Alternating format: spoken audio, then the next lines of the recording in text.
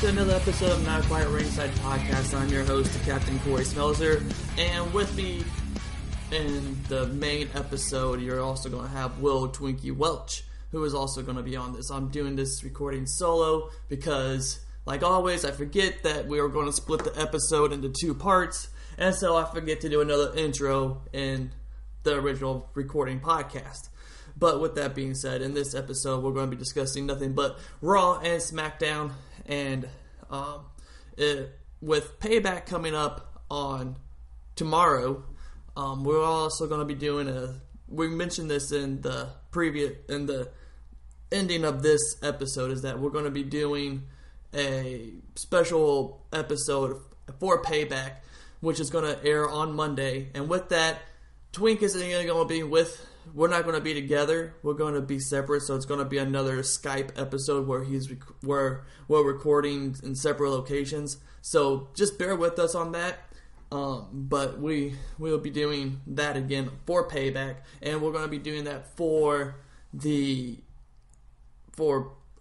pay-per-views only, where we're going to be doing special podcasts. So just check us out on Monday for what happened on Payback, and then we'll have our normal episodes on Saturday. So, with that being said, you guys enjoy part 2 of this episode. I'm pretty sure you will, because we get a little worked up on both shows. So, with that, here's the rest of the episode. We now move into the bulk of the show, which is Raw and Smackdown.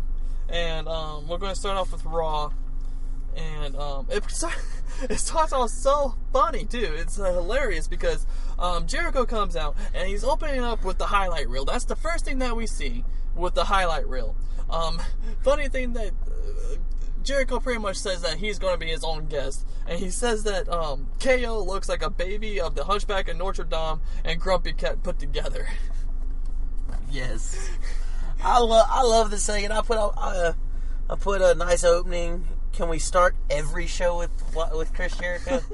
But it was so funny because then The Miz invites himself down and pretty much he hijacks the highlight reel and he turns it into Miz TV, and then you have "Welcome to the most entertaining show on WWE. Welcome to Miz TV," and Miz starts doing like they even take the carpet out. Did you notice they botched that though? Yeah. Because Jericho started in and it would stop.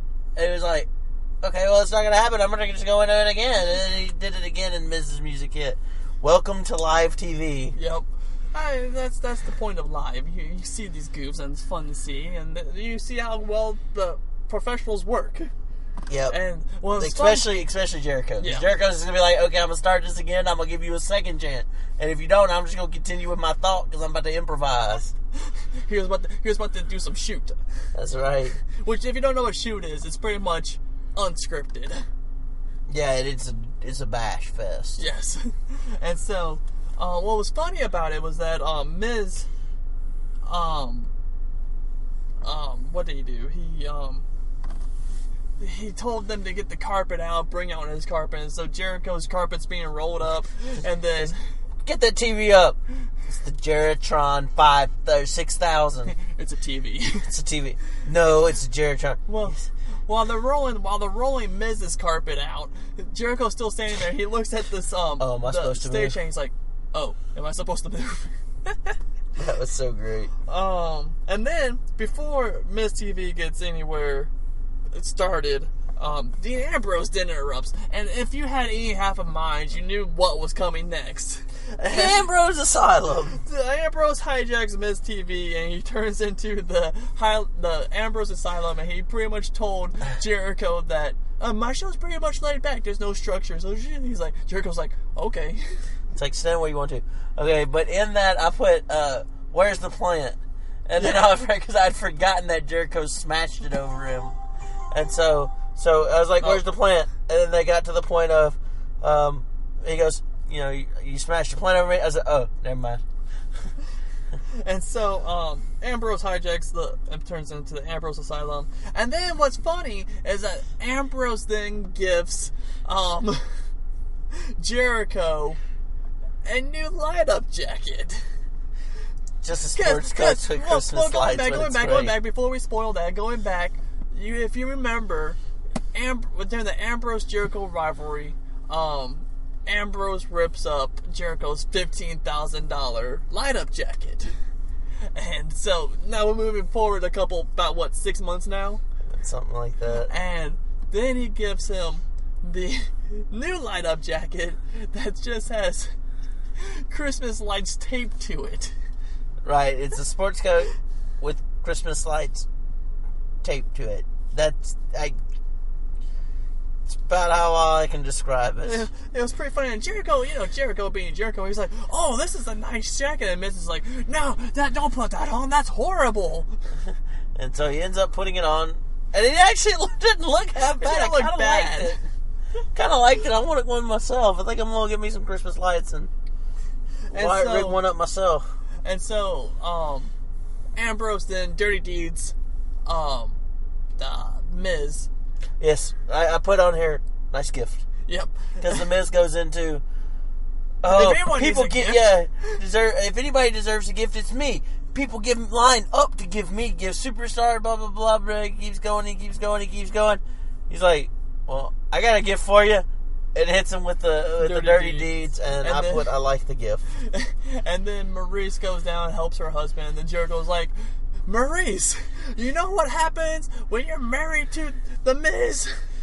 Do ya? Do you know what happens? When your husband is a stupid idiot? You just made the list! I love her reaction to it. No! Yeah! I can't make the list! Did you know I am? And so, after that, the segment is finally over. It was a good segment. I highly enjoyed it. We move into match number 1, which is Sheamus versus Matt Hardy.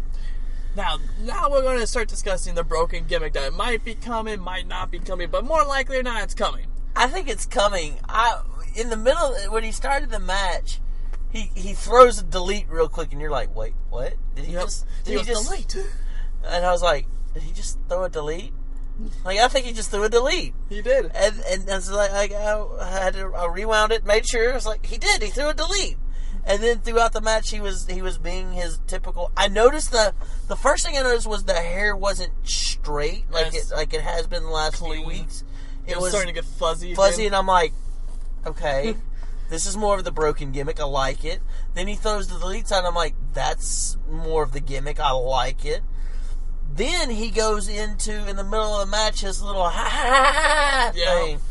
You know, where he's kind of bouncing around like a possessed man. He does a nice side effect to Sheamus on the apron, which was, that has to hurt. Yeah, there's no way to, Matt receives some beats of the Bowery. Whatever. And 10 beats of the Bowery. But a different way. And then I love how Sheamus finished it with that, like, top rope backbreaker thing. Mm-hmm. He basically jumped down and pulled him down across the back ropes and shot him off like a slingshot into the mat. Yep. And then later on in the match, you see a vintage Matt Hardy elbow drop. Yes. Was that before or after the delete head smashing corner? That was after. Yeah, so he's smashing him in the corner, and the crowd's just starting to pick up. You can hear it. It's not as loud as it's been, but that's because I think fans were a little shocked by the fact that it was there. But it was, as he was slamming as Hardy was slamming Sheamus' head into the turnbuckle and then bouncing all the other, you start hearing the crowd louder and louder each time start chanting delete. Yep. And then Matt, this is where I really noticed a big thing was that when Matt called for the twist of fate, he called it with the delete gesture. Yes. Like, he just does delete. You don't see him here delete, but he does it. Right. And the crowd takes off with it. Yep. So I'm liking the fact that we're starting to see the nods go that way in the delete chants. Mm-hmm. And so Sheamus does a rolling senton on the outside too.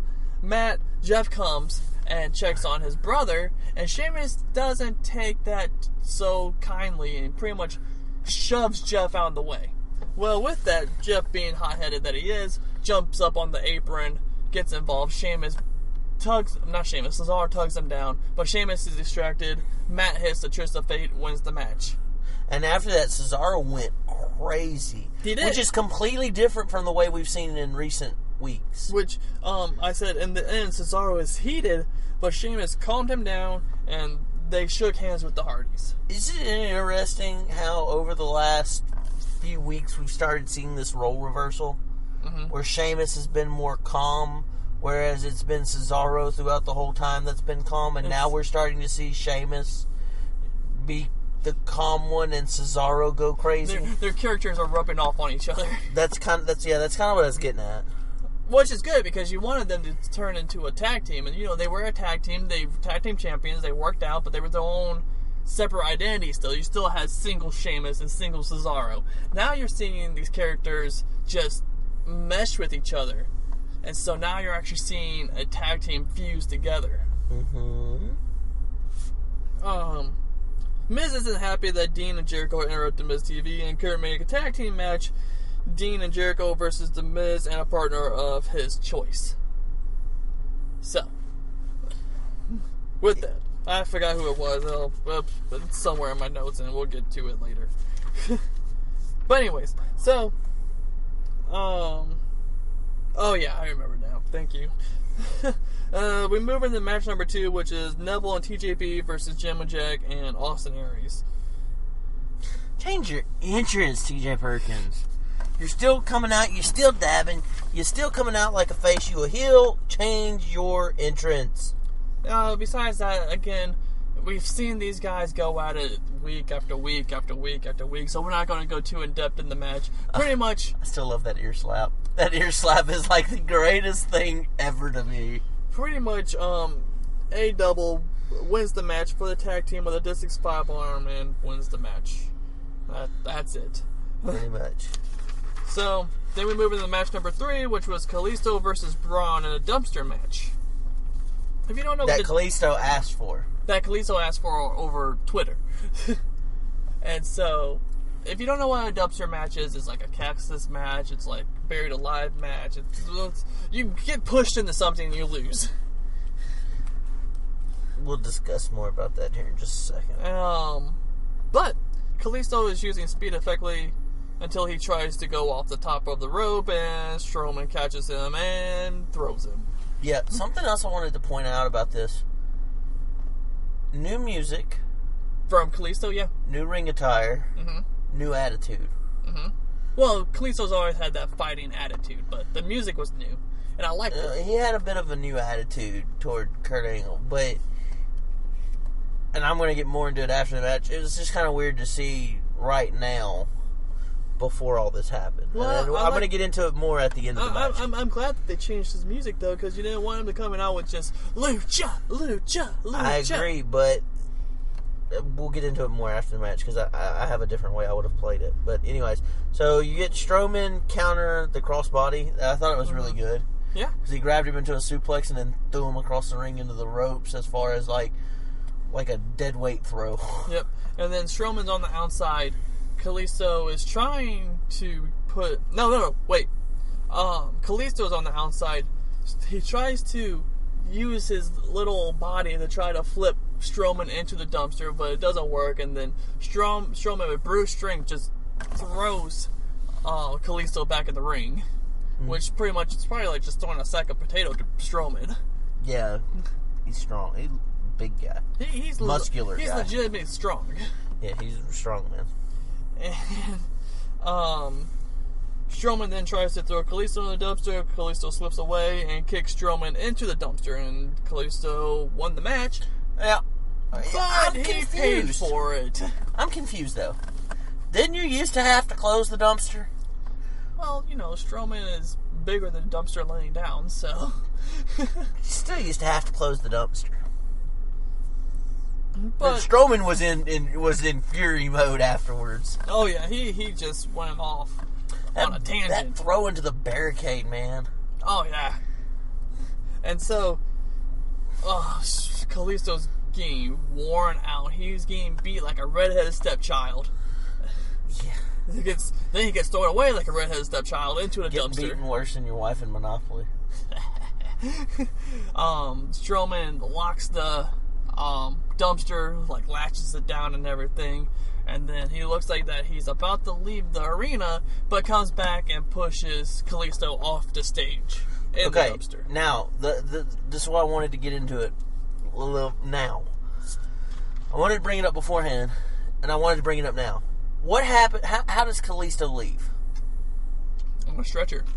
How long is he going to be out, roughly, usually when they get carted out? At least a month, right? Month, 6 weeks, somewhere between 2 and 6 weeks. Yep. Why not have this debut of all the new stuff when he comes back? Like, this beating made him realize he needs a change in character, and so he goes with this more aggressive. Because he was more aggressive in the match than he's been. Maybe I don't understand why WWE makes this and then goes into this match and then going to have him off TV for 6 weeks, 2 to 6 weeks. Maybe he's going to turn heel. Well, I mean, I'm okay. Look, I'm okay with that. That's not what my complaint is. But why not have him come back with the new gimmick and the new character? But if they want to keep him face, then you still have that Mexican superstar that you want, and you just forget about Almas. But that's my point, though. Is like, why not debut that after he's been out? Well, it was because he'll be off TV, and you bring him back, and he could be that much over. Well, you gotta think, if he's going to be out for 2 to 6 weeks, by the time he comes back, people are going to forget about his music and forget about his Yeah, that's why I'm saying, why not do it? You see what I'm saying now? You've forgotten about this character change you've gotten from him. Why not bring him back with the character change? I can see it. I see where you're coming from, but I think since Kalisto wasn't part of the Lucha Dragons no more, I think it was either him or Vince or Creative who said, hey, here's your new music. Well, that's fine, but I still would have done it after he comes back. Next match is Dana Brooke versus Alicia Fox. I didn't watch this match. Brooke wins. That's about as much as you need to say. It was a very short 2-3 minute match. Yep. And I'm starting to feel a little bad for Alicia Fox because Alicia Fox used to be a Divas champion, but she just pretty much turned into the jobber of the women's division. Said she wasn't very good. No, she wasn't, but still, there's former champion. Well, I can say the same thing about Ziggler.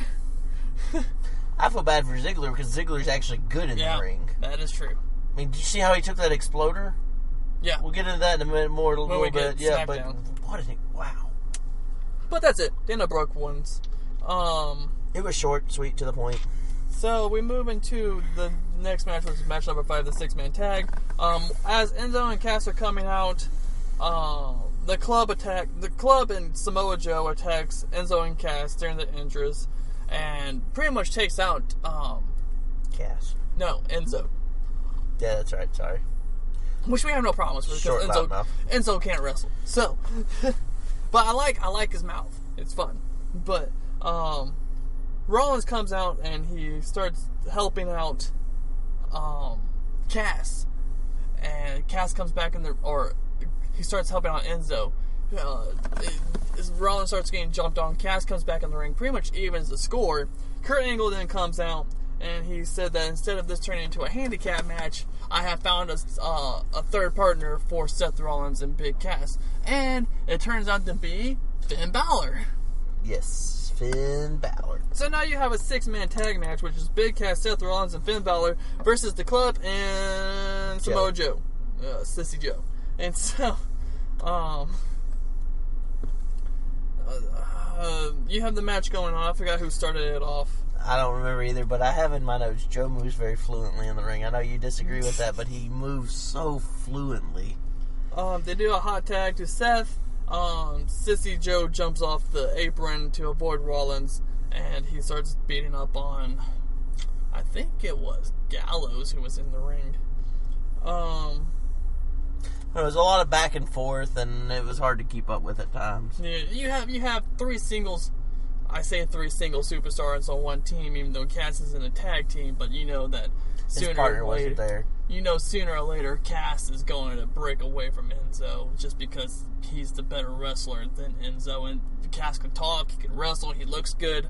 So I can see him becoming a really big star in the WWE. Bigger star in the WWE as a singles competitor. But Cass does a big boot to Luke Gallows. Seth tosses Anderson out of the ring. Suicide dive into Joe. Sissy Joe gets up, sneaks up on Rollins, starts punching his knees. Finn does a running dropkick to Joe. Seth feints the pedigree, but instead does his new finisher, which we don't have a name for yet. Yeah, I'm not a fan.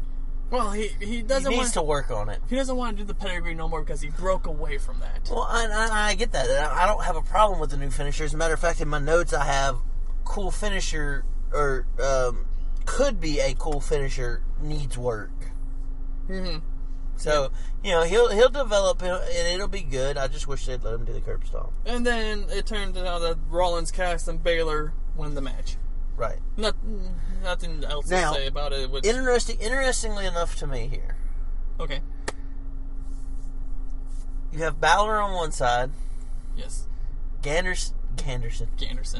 Gallows. Hey, that's what we're going to call them. They're going to be Ganderson from here on. Gallows and Anderson on the other side, right? Yes. No mention whatsoever about them being part of the club. Well, you gotta part of the Bullet Club, and I'm not talking like you got to go into detail about it, but when you had AJ, he was the leader. Well, before Balor came over, I believe his name was Prince Devitt, and he was the leader before AJ. He was, and they were part of it, and they were a big part of it. Well, so I don't understand why not mention, at least give it some nod.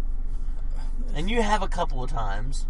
But anyways, the reason why Finn didn't acknowledge Luke and Anderson, or Gallows and Anderson, was because, if I remember correctly, when Finn left the Bullet Club to come to WWE, didn't he get beat up by the Bullet Club? So did AJ, but we still got a nod to it. I think there's only been 2 members that haven't been beaten out of the Bullet Club. You know who they are? I have no idea. The club. Oh. Gallows and Anderson. So, I think and that's mainly because who's gonna beat him up? True. Let's just be honest. Who out of that group gonna beat them up? Kenny Omega. Maybe with his shotgun. Carry his pipe or whatever that is he carries to the ring. A broom. Whatever. He's carried down so many different things, it's not even funny anymore. Anyways, sidetrack. So, I think maybe Baylor was still a little salty about that whole thing. So, no 2 sweets right there. Well, he doesn't. I'm not saying you have to walk up to him and do 2 sweet. Announcers could have been like, these guys have wrestled before against each other and with each other, and I think they did say something about being in New Japan or being over in Japan together. Yeah, but not like they should have. So then we move to Alexa Bliss, and she comes out to address the WWE Universe. She throws shade onto every women wrestler on the Raw roster. I hate to say this, what she said was pretty true. I can't argue with it. You can't. And it's like, okay, true. Yep, true. Okay, true. And then the crowd started going, what? And everything. And she got the crowd. I loved it. And she goes, Alexa Bliss is the best. Say, what? I was like, I applaud you, Alexa Bliss. Because I hate the what chant. Let it die. It's never going to die. I wish it would. I hate it. Bayley then comes out and she starts to talk to Alexa, talks about her dream and how she fights with everything in her being, blah, blah, blah. Oh. Blah, blah. I made a note here. Okay. How awesome was it not to hear, it's the wacky, inflatable, flailing, wild Bayley buddies! That was so awesome not to hear Byron Saxton call this. I was so happy not to hear Byron. I can't tell you how happy I was. It was nice. And it's nice not to hear Ortunga on there either. Yeah, that's going to happen before too long. We have 4 more weeks? Something like that. Maybe he'll get fired. And then, Alexa tries to embarrass Bayley, and then before it gets too out of control, Sasha comes out and starts talking trash to Alexa. And then what's funny is that Alexa says she doesn't feel safe with Sasha in the ring because she is becoming unhinged. Oh no! Lady Lunatic! Sasha stops Alexa. Oh, that's Renee. Yeah. Sasha stops Alexa and fakes an apology and gives Alexa a right hand. Alexa rolls out and goes back up the ring with her angry, resting Bliss face. Mm-hmm. And then that went into Bliss versus Banks. Yep, Sasha Banks versus Alexa. And I said, thank you, WWE, for this match. But then I got angry at them because, well, the commentators pissed me off. And then they just gave them no time for the match. Alexa, pretty much, whoever's decision it was, either it was Sasha and Alexa's or creatives, whoever's idea it was dumb. You should let them wrestle instead of Alexa just rolling on the ring and taking the count out. That's a great matchup. It's a heel move. But it's still a great matchup. It will be. And that time is coming. There'll be either a number one contenders match, or that time is coming, and it's coming sooner than I think we think it is. I think it'll be in the form of a number one contenders match, but it's still coming. And when that time comes, we'll actually get a really good match. I wasn't happy. Which one were you, Dopey? Bailey then tries to grab Alexa. Alexa fights off and runs backstage. Well, we think she runs backstage. Bailey starts walking to the ring. Alexa jumps Bailey, and then Sasha comes running after Alexa. Alexa runs backstage again. I was hoping she'd come back out again and jump Sasha. Like, let's just go full blown heel. And so you had Dean Ambrose and Jericho in the back. They were doing their little. Can I ask off the list? Yeah, he's like, I gave you this jacket. Can I get off the list? And Jericho's like, no one gets off the list. He's like, but I got you this jacket. He's like, well, Jericho's like, well, this jacket is really nice, and it came straight out of Paris. Yeah, I hear it's all the rage in Paris. Yeah, all the rage. And so Jericho's like, you know what happens to people who give Chris Jericho a jacket from Paris as a peace offering? You just made the list. Yeah, I was gonna say, you just unmade the list. And then he walks out, and then he gets put back on the list. Yeah. I just thought that was interesting. Possibly setting up a feud, maybe. Because nobody gets off the list. That's right. I don't think it's going to build a feud. I think it was just a comical moment. Speaking of comedy moments, you have Kurt Hawkins. Was that on there? Kurt Hawkins versus Cruz. I wasn't there yet. It was Rhino and his freaking Cheese Whiz. He just walks through with his can of Cheese Whiz and a cracker. Miz is trying to find a tag team partner, and he's talking to Heath Slater and Curtis Axel. And yes, because that's who I want as my tag team partner. Yeah. And so, well, granted to Heath, at least he was a tag team champion. Curtis Axel was an Intercontinental Champion. This is true. I forgot. And he's Larry the Axe Henning's son or grandson, and Kurt Henning's son. And so, Rhino, Heath and Axel turns him down and say, "Oh, we just don't like you. You'll never work in this town again." Kansas City. And so Rhino then walks over. Miz walks out. Rhino walks over to Maurice, and he offers Maurice crackers and Cheese Whiz. And Maurice slams it, and she's like, Rhino's like, "No Cheese Whiz for you." It's so funny. That was the comedy segment of the night. And so, but Miz receives a note that has someone's name on it, and he's like, "Oh, this just got really interesting." And he walks away. And so, thank goodness. Kurt Hawkins named his jobbing. I gave his jobbing a name. It's called the Star, or he named it for me. He called it the Star Factory. That's his jobbing. And Apollo answers the call.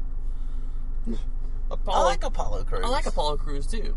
What if they, change his character? I don't like this whole happy-go-lucky kind of guy. Have him with a little bit of an edge. Looks like they're building that way, I think. Mm-hmm. And, well, needless to say, Apollo Crews won, and Apollo Crews wins too easy. Titus comes out and does a selfie with Apollo. So it's looking like there's a maybe sort of kind of a partnership happening. I have Cruz is extremely athletic. Mm-hmm. It's something I take out of the match because even in a match with the Star Factory, he still looked really good. And if built right, he could be a much better, more athletic Bobby Lashley. Because he's kind of built like Bobby Lashley. Oh, yeah. Go back, and if you really want to go back and watch and want to find out how athletic he is, go back and watch his stuff when he wrestled under the name Uhaa Nation. Mm-hmm. Oof. And so, we didn't go to a backstage segment with Miz and Kurt. Miz says that, no, I found myself a tag team partner, and Elias Sampson just drifts into the scene, and Kurt goes, interesting choice. He's like, no, not him! Yeah, that was the scraggly, straggling, whatever, drifter. Well, then we move into the main. This is the quickest we got through Raw, man. Well, as of right now, I haven't ranted yet. The main event is Chris Jericho and Dean Ambrose versus The Miz, and we don't know yet. And I said, well, no partners so far. The time being, it's a handicap match. Only because Angle came out and made it one. Let me go to the back and see what's going on with it. No! Angle comes out. No, you can't do that. You must wrestle the match. Miz gets his butt kicked, and I loved it. Miz takes advantage with the help of Maurice. Miz tries to retreat, ran down by Dean. I guess Miz's partner. Oh, I said, well, I guess Miz's partner showed up finally, and it turned out to be Bray Wyatt. I was okay with it being Bray Wyatt. I don't even know what they're doing with him anymore. I have that down in my notes. What are you doing with what is Bray Wyatt? Because let's be honest here. I mean, we know that he's already going to... Well, since it's not for the title now, he might actually win his House of Horrors match. I'm okay with it not being for the title. And I'll tell you what. If you came out with Bray Wyatt and said, I've already tasted your gold, and this is just for revenge, since it is named Payback, I would be okay with it not being a title match. But you have to come out and say something like that. And you didn't. Well, Bray's thing about with the title is that he thinks that if he has the title, he's all-powerful. That's like the key to the kingdom. But still, I mean, if you just came out and said, I've tasted your gold, it didn't make me as powerful as I thought, you just played it off, there you go, boom, done. I said, well, the match ended with a no contest, and I said it was a dumb ending, it makes no sense, I didn't like it. Like, why? Didn't really bother me. But I had when he attacked The Miz, what is Bray? Because at first he came out and he attacks Jericho and Ambrose, and I'm like, heel all the way. That's awesome. They're going to make him, he's attacked two of the biggest faces on Raw. Heel. Awesome. Then he attacks The Miz, and it's like, whoa, okay, what is he? So if he's a heel, maybe he's really the lone wolf? I don't know. It came down to me, what are you doing with Bray? I don't know. Originally, I gave this show a C-, but then I changed it, and I said it's a C+, just because of the comedy. Yes, pretty much. The comedy gave it the plus. It'd be the only reason to give it a C+. That's the only reason why I gave it a C+. Now we move into the worst show of the night, which is sad to say because I highly enjoy Smackdown. But sadly to say that it got the worst grade of the night. And we move into Smackdown. It started off really strong, though. Smackdown. It started off with Shinsuke Nakamura coming out to start the show, and he was dressed to wrestle. Yep, it was a great start of the show.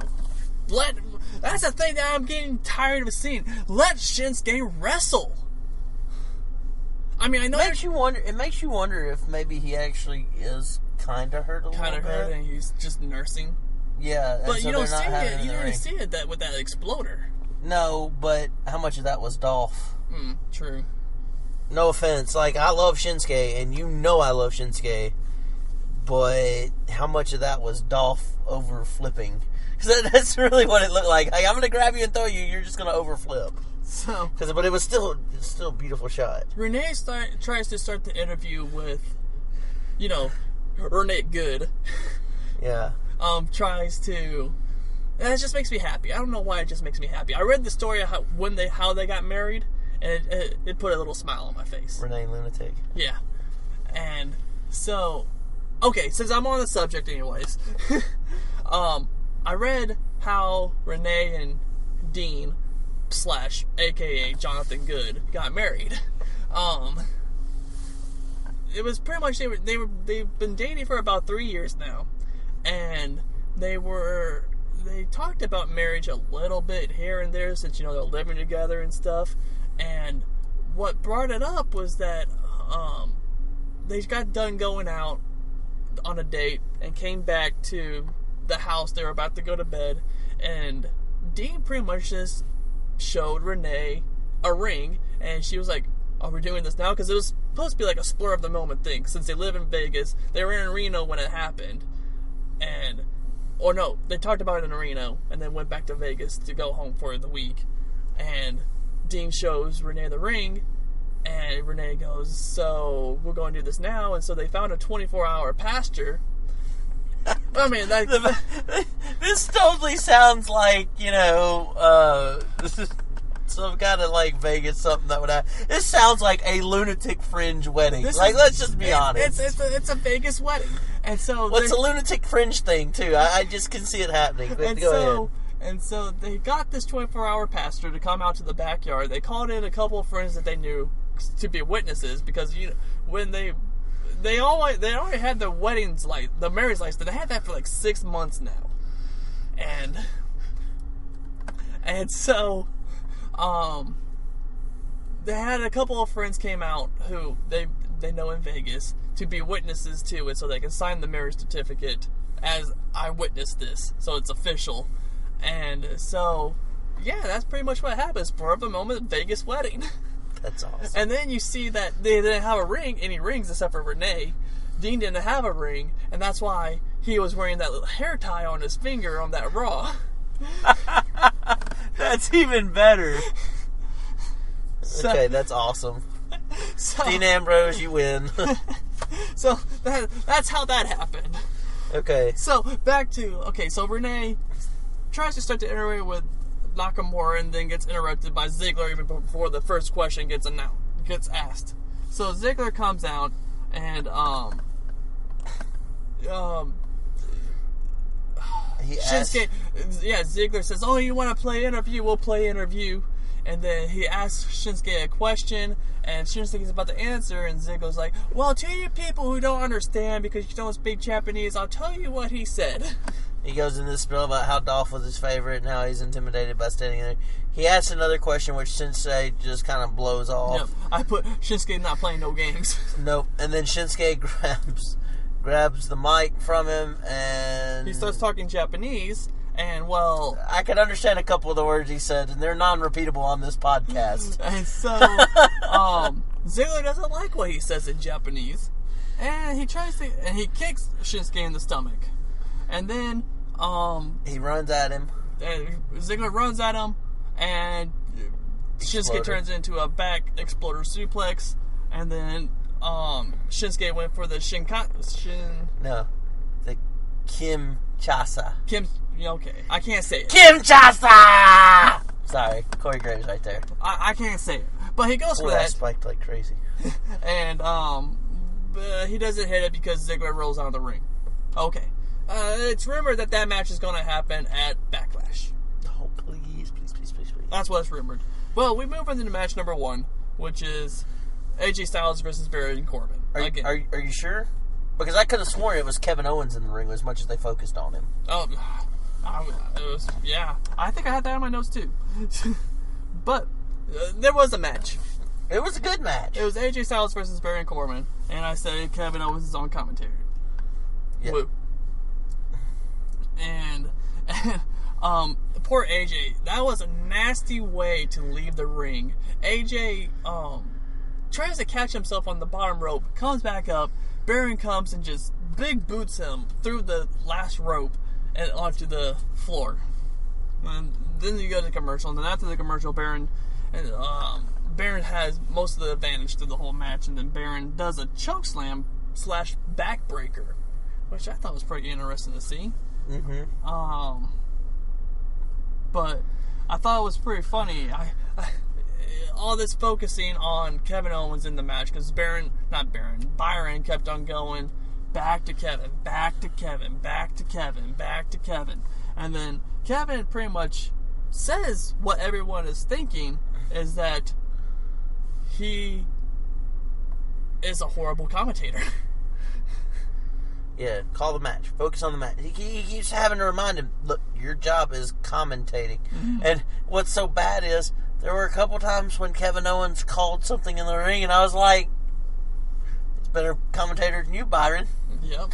And so... And he even makes that comment a few seconds after I thought it. Yeah. Then Kevin tries to get involved in the match. AJ kicks him in the face. AJ then rolls up Baron for the win, but then KO jump styles in the middle of the ring. Sammy comes out to help out, and AJ Corbin receives a haluva kick, but of course Kevin jumps Sammy from behind.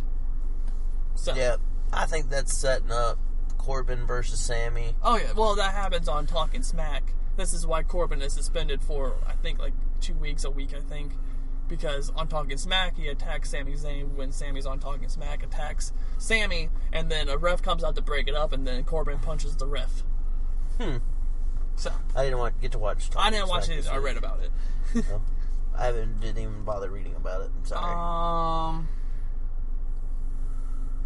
Then we have Charlotte in the back segment. She doesn't really say anything too new, but my note to Charlotte, if Ashley Flair is listening to me right now, is that to lay off the spray tan or come on the tanning bed a little bit sooner because you're looking a little orange.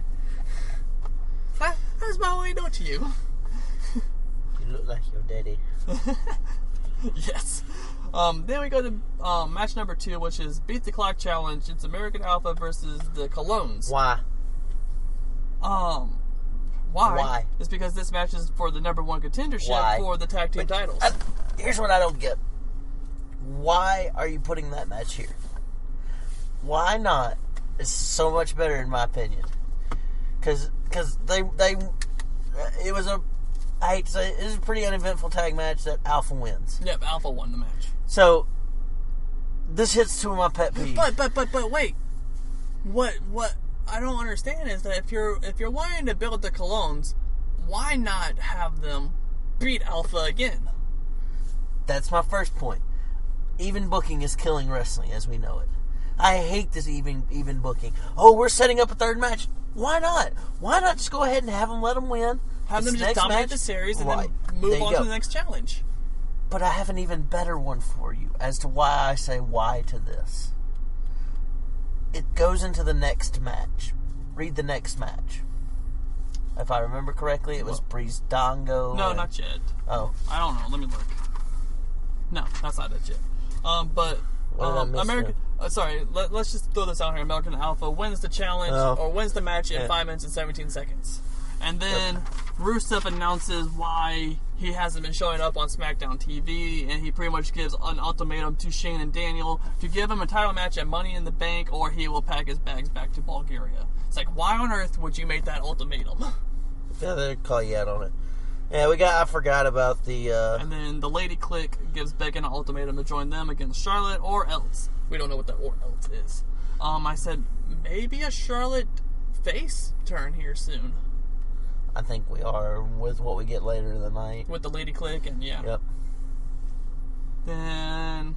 you got Orton and Rowan. Yep, then you have a no DQ match, Randy Orton versus Eric Rowan. Now, see, okay. I'm gonna go off on a spiel here. I do not like this match at all.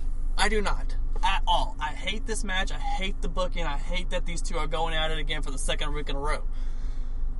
But, on the other side of this, at least they have the WWE Champion on their show. It doesn't. He might not be main eventing. He may not be starting the show, but they have him in the middle of the card, in the middle of the show. But at least he's on the freaking show. Unlike the Universal Champion, Brock Lesnar, who hasn't even shown up since WrestleMania. And now we learned that Brock Lesnar isn't even going to defend his title. Like, this is confirmed that he's not even going to defend his title until July 9th at Bad Blood that has now been changed to the dumbest pay-per-view name I think I've ever heard, Great Balls of Fire. That is the dumbest one I've ever heard. But at least SmackDown has their champion on the show. Like I've said long time ago with the start of this podcast, is that you don't have to have the champion every week, but have him come in every other week at least, or have him have like a recorded interview in the back. You don't even have to have that with him because you have Heyman. Yeah. So give me Heyman.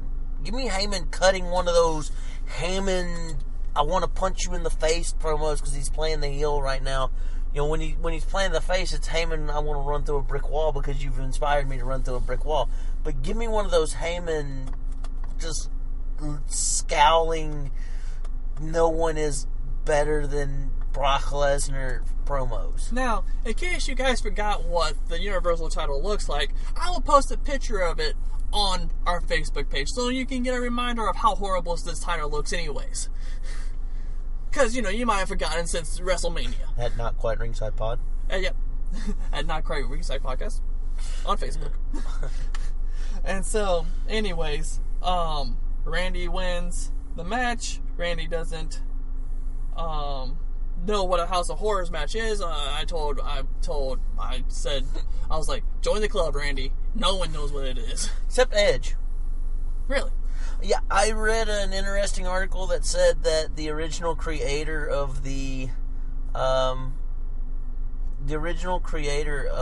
House of Horrors match was what is his name? Part of the Freebirds, Hayes. It's Michael Hayes, and he came to Edge, and it was supposed to be a match that was going to happen with Edge and Gangrel and Christian. Mm-hmm. Like, they were supposed to be the ones who came up with the idea for the match and proposed it to an opponent. And apparently they're running with the same idea that it was. Edge talks about it on his podcast very briefly of who came up with the idea, but nothing about what is it. He doesn't go into any details about what it is. So I'm intrigued to see what it is. Well, if it was created by Hayes, Edge, Christian, and Gangrel, then, you know, the Brood was a good faction in itself. It was the start of Edge and Christian, and I'll give you that part, but good. They were vampire things. I don't know. They didn't sparkle, so, you know, that already puts them above Twilight. Not much. But they're above three-man band, but that's not saying a whole lot. But no one knows what the freaking House of Horror match is. And then Jinder Mahal, aka Jinder Sheik, comes out, and he's pretty much said what we said last week, was that he got brushed off after winning the number one contenders match, which still makes no sense, but he won it, and he pretty much got brushed off by Randy and Bray last week, and he pretty much said that now Jinder, he doesn't respect Randy, and he doesn't respect the crowd, and he doesn't respect I zoned out you because you can't lose. My bad. Jinder goes off and saying that the crowd and Randy and the company doesn't respect Jinder after he won the WWE number one contenders match, that no one respects him because he looks different, and that he talks different, that he's wealthy, that he comes from a different place, that he has a different religion, and yada yada yada, you know, terrorist stuff and yada yada yada. And then I put down like, no, the crowd and Randy do not respect you because you cannot lose 2 matches in a row and then all of a sudden turn around and win the number one contenders match. It makes no sense. Stupid Bollywood boys. And so that's why no one respects you. It's not no one cares about what your religion is, where you came from, how you talk, how you look. No one cares. Because he's got an impressive look to him. He does. But they don't respect you because you lost your last match on Raw, you lost your first match on Smackdown, and now all of a sudden you become the number one contender to the most prestigious title in the company. Yeah, I like I said, I zoned out, and so half of what he said, I was just kind of like, oh, he's talking again. I actually think I fast-forwarded parts of it. Ginger then tries to attack Randy, and because Randy didn't get the upper hand from his attack, the Bollywood boys come in and help. I guess his paid little puppets. Come on, little guys. Dance, dance, dance. Yep. And then Ginger Sheep steals the title, and he drives off in a limo with it. And that's a crime. That's thievery. And so, I bet it's more. I bet it's more than just petty theft too. No, that's a felony because it's over $1,000. So.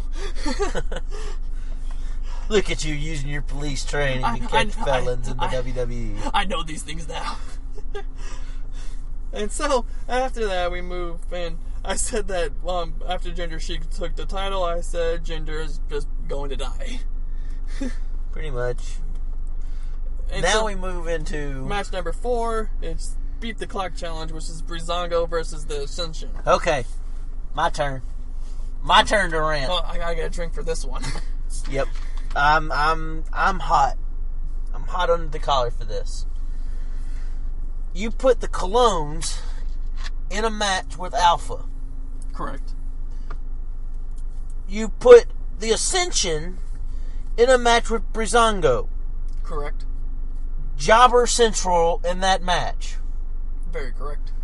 Why not put Alpha versus the Ascension? Two similar big bruiser teams going at it, right? Correct. I think Breezango versus the Colognes. And do one of two things.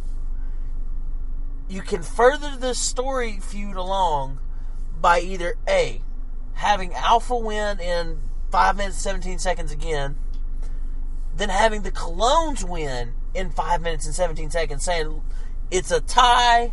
Now they've got to go against each other for the number 1 contender match. It was a good match last week. I enjoyed it. Mm-hmm. It was, I believe, they got a roll-up win. Am I correct? They did. So, cheap win. Hey, you can't beat us in a real match without, a cheap roll-up win. I'd been okay with that. Mm-hmm. Or you put the Colognes in a match and you have them win. Not against Alpha. You have them win faster than Alpha does. You push them on to the number 1 contenders. We get the Usos versus the Colognes, which would be a pretty good match because the Colognes actually can go in the ring. Mm-hmm. I've been very impressed with them since they moved to Smackdown. But what did you do? You put the Colognes against Alpha. And then you had Alpha win. Now it's we've got to have a third match. Why? Give them another cheap roll-up win. Have them go on to be the number 1 contenders. When they win the titles, you've already got a number 1 built-in feud right into the championship match. And it would be a good championship feud for a change. Well, even if the Colognes did win the number 1 contendership, then you get that heritage match that I was talking about last week with the Usos and the Colognes. And not to mention, you could also go, if you went that way with it, you get the Alpha saying, you got a cheap win on us. It shouldn't, it doesn't really count because it was kind of cheap. And then you could build up a number 1 contender feud, or like you said, you push them into the Usos feud. You can feud with them for a little bit, and the winner of that feud takes on Alpha. You could have done so much to push the Colognes to the heels, and yet you pretty much tore down everything you've done. Yeah, you tore down what you did with the Colognes in the past 2 weeks, and you have delegitimized Alpha altogether. With Breezango winning in 2 minutes and 3 minutes and some odd seconds. And you killed the Ascension while you were at it. Oh, the Ascension's been dead. Well, yeah, but still. That's why they rise up every time. And so, now you have, at Backlash, you have Breezango versus the Usos for the SmackDown Tag Team Championship. And you're probably going to get Alpha versus the Colognes for the number 1 contender match. Or something. Something's going to happen with them. Like, they're going to be like on the pre-show or something where they wrestle each other. Which is stupid. I'm sorry. That made me angry. And, I'm glad that it was the last show I watched and it was almost midnight because I was... And so, I was so angry. If I had had more energy, I would have gone off on the TV. And now... we move into the main event, which is for the SmackDown Women's Championship against Naomi versus Charlotte. And I even put on my notes, this is a championship match. The champion should come out last. I don't know how many times I'm going to be saying this through every episode. I think you should probably write WWE at this point. I don't think they're listening. Send a complaint to them. Like, show the champion respect. That's all I'm asking. Let them come out last. In a Fatal 4-Way, let them come out last. In a Pack 6 Challenge, whatever they want to do, let her come out last. I don't even care if it's a freaking handicap match. If she's part of the team that's not handicapped, let her come out last. Let that team come out last. I don't understand why you make such a big deal, but I think it's hilarious every time you get on this rant. It's because it's tradition. And it's also... Never mind, we won't go there. We'll talk about that off air. But... And so... it's because... It's also a tradition not to have your champion on every show. Just saying. Well... Yeah, you don't want to go there. Brock Lesnar needs to show up because he is the champion for Raw. No, see, it's tradition for the champion to show up the time before the pay-per-view he defends it on. Well, there's a 30-day defending period where he has to defend. Talking about, we got the Brock Lesnar clause. Oh yeah, Brock Lesnar clause. But still, it shouldn't apply to him. ESPN did actually included that in one of their articles about how it needs to be just flat across the board. If you're going to make one champion defend in 30 days, you need to make the others. Yes. It's bad if ESPN is pointing this out. Notice what I'm saying there. ESPN. Maybe since they're a more credible source than we are, then WWE like, oh, that makes sense. Maybe you ought to write to them and tell them the champion should come out second. Yeah. Yo, ESPN. Tell WWE to let the champion come out second or last in a championship match. It'd be funny if they say second, and so then in the Fatal 4-Way you get the champion coming out second, and you're still like, no. Okay, anyways, back to the match at hand. Naomi and Charlotte. I hate the kicks. I still hate those stupid kicks. I hate those kicks. I said sloppy trying to land on her feet by being picked up from the bottom turnbuckle. This is Naomi who was trying to do a little thing that, Seth Rollins does, and she fails and lands on her back. There are a couple other wrestlers that do it, but yeah, it was sloppy. And I said it was pretty sloppy. And then sloppy jawbreaker from Naomi. I mean, I like Naomi. Kind of. But we like Naomi. I hate having to bash her because she has a fun character, but if you're going to be sloppy in the ring, we're going to call you on it. Yeah. I mean, Nia Jax. I was so happy that she was not on the show. No, she's on no shows this week. I was like, I'm happy about that. I'll take that back. I'll give Raw a B-. No, it's still a C. No, Nia Jax doesn't raise it that much. So, yes, even with wrestlers that we like, we'll still call you on when you're sloppy. We've done it in past shows. It happens. So, anyways, she does a sloppy jawbreaker that Naomi does. Then Charlotte kicks out of the rear view, which is like, okay, that's not it's a big deal because it's Naomi's finisher, because, she runs her butt into your face, or you run into her butt, and one of the two. And apparently I'm not supposed to knock you down. Sorry, we just got waved at by some random person. Yeah, we're in the Walmart parking lot. We're getting waved at by random people. So I think he thought I was waving at him because I'm doing all these gestures, and he thought I was waving, and so whatevs. It's hilarious. And so Charlotte kicks out of the rear view, and I said it was a good show of strength from Charlotte to pick up Naomi from a head scissor and turn it into a sit-down powerbomb. Oh yeah. I'm out of breath.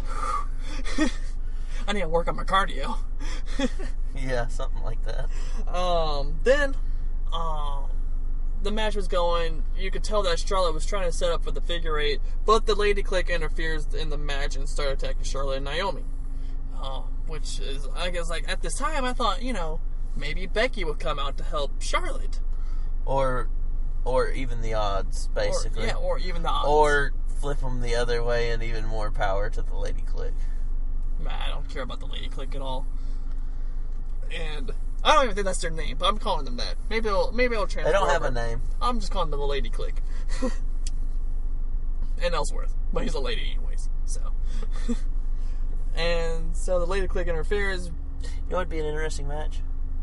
Tamina versus Ellsworth. Well, I think if I read correctly, that there's a rumor going out saying that there's going to be the first ever intergender match in like years since China. Tamina versus Ellsworth? No. Becky Lynch versus Ellsworth. Becky will rip his arm off. I know. That's the great of it. And starts beating him with it. The bloody end, let's hope. No, with the hand. Okay, well, work 2. I was going for the bloody end because I'd like to see Ellsworth beaten and bloodied with his own arm. Well, he's going to be squaring on blood anyways. So. True. Why not just beat him with his own hand? As you can tell, this week in wrestling was kind of boring, so we're kind of going our own way here. So, our thoughts would have made it so much better. And so, Lady Click interferes. The match ends in disqualification, which is a sad thing because I would say Naomi won and Charlotte win, but whatever's. And I thought Becky Lynch was going to come down and even the odds because I thought that was going to happen, but it didn't. Eventually, that may happen. This has got to start turning Charlotte's face. The crowd's already wanting her as a face. Mm-hmm. That's like the same thing with Roman, wanting him to be a heel.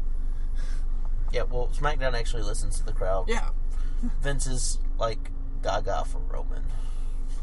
So, I like seeing the pictures on Instagram where there was this one where you had all these separate champions on the tag team titles, IC title, US title, World Heavyweight title, World Championship title, and Vince has that little, like, you know, the little Drake face where he's puckered lipped and he's looking away, and then they photoshopped Roman's face and all the champions, and then you have Vince's face looking happy like he does with the Drake image.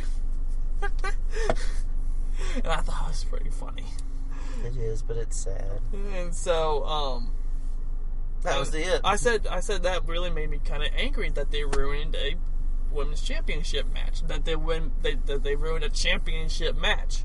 But I gave because I was so angry. This is why I gave them the grade I gave them. I gave SmackDown a C- because I was angry. So, what'd I give Raw? You gave Raw the same thing I gave them, was like a C+. I do have to give SmackDown a lower. See, I don't want to.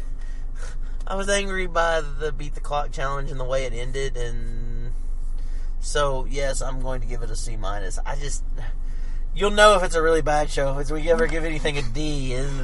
Don't watch. D stands for don't watch. Yep. So, yeah, that's all that happened on wrestling. I don't think there's anything special happening next week. So pay-per-view is Sunday. Which means even though this episode more likely to not be split up in 2 episodes anyways, but catch us whenever we do the pay-per-view, because we're going to do the pay-per-view on a totally different show. We're not sure how long the show is going to be. We're not sure it's going to be just 30 minutes, 45, an hour, whatever. But we're going to do... Tune in next time to hear what the House of Horrors actually was. Yeah. So House of Garbage, but we may record. I think we're recording on Sunday, and then we're going to be posting it on Monday. So, because we might record after the pay-per-view is over, and then yay, it's another Skype episode. Yeah, it'll be a Skype episode, but you'll get that episode most likely on Monday, and then of course your normal episodes that we do now is going to be on Saturdays. Mm-hmm. So, just that's how we're going to do the pay-per-views. All pay-per-views is that they're going to be on their own show individually. And the big ones we will actually get together and do. And we may do some ROH together, because if we ever order an ROH show, stupid to order it twice, so we'll do an ROH show together. That'll be kind of fun to do, because I do want to see War of the Worlds, or at least one day of it. So, if you guys don't know what the big ones are Royal Rumble, Survival Series. I'd almost rather do Money in the Bank, but whatever. I lost my train of thought. Well, what comes SummerSlam. Well, if you're gonna do it in order, it's Royal Rumble, WrestleMania, SummerSlam, Survivor Series. Survivor Series. You have the big 4. Yep. But Money in the Bank is going to be a Smackdown exclusive. Just stupid. It is stupid. I disagree with it. They could have done so much better. Have we discussed what we thought that they should do with Money in the Bank on the podcast? Yeah. Okay.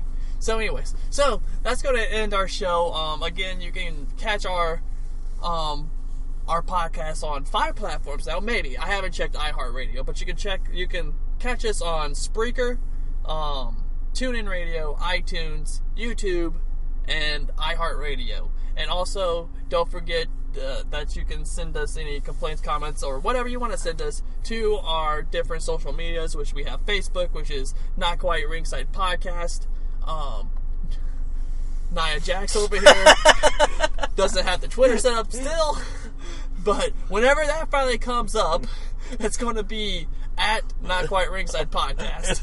You'll know when it is. We'll name the podcast the Twitter Podcast, and then you can also email us at notquiteringsidepodcast@gmail.com.